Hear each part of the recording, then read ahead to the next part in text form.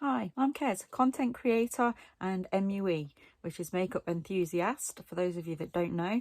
I'm self-taught, so I don't class myself as a makeup artist as such, at least not a professional one. I thought I'd do a series of videos to show you through my makeup collection, which is huge, and also to sort of give you an insight into tips and tricks to do with makeup. So I'm going to start with the bases, so I'm going to go in with the primers today and show you my collection of primers.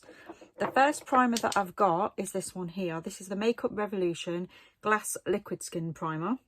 I've actually got 2 bottles of it. That one's nearly empty now.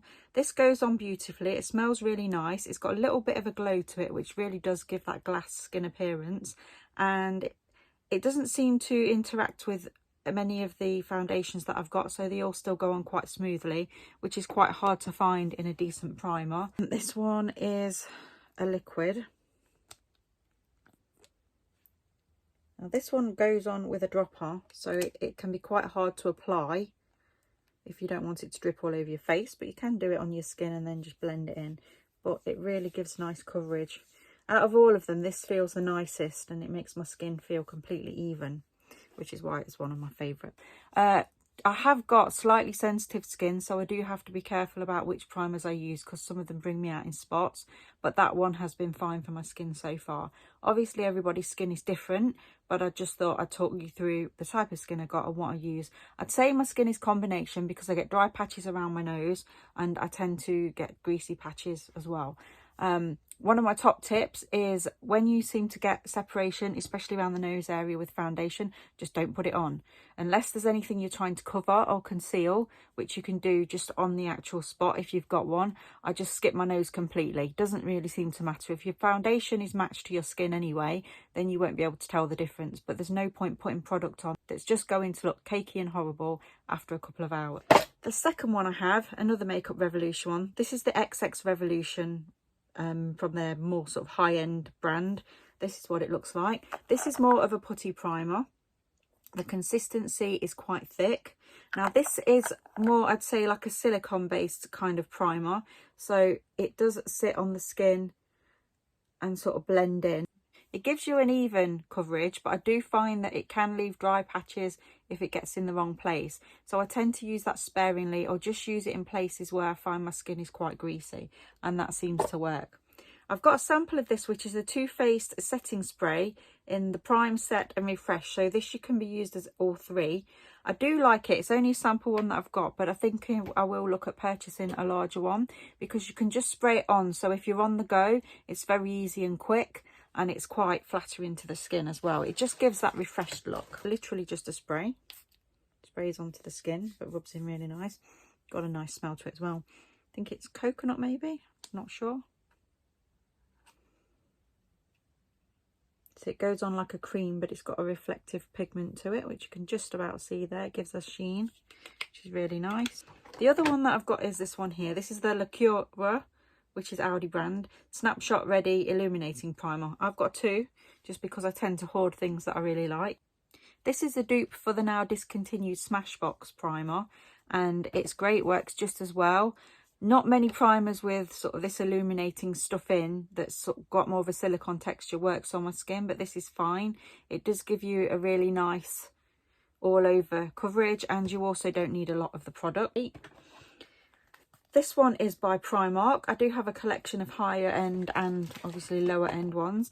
This one is the PS Prep and Perfect Matte, and basically it was £3. And what I use this for, because it's oil free and it's a mattifying one, is when I'm doing my costume makeup and I'm putting all my Halloween stuff on, this stuff is brilliant to use as a base, because the face paint sits on it better, doesn't separate the face paint, and it keeps everything even. I don't tend to wear it on a daily basis because I prefer more of a glow than a matte look, but it is handy for that, so it's worth keeping in the kit. As you can see, it's like a clear liquid, goes on quite smooth and even, does rub in quite well. Then I've got this one from Gosh. Gosh was being discontinued in my local Superdrug, so when I saw a lot of very cheap primers and products, I decided to give it a go.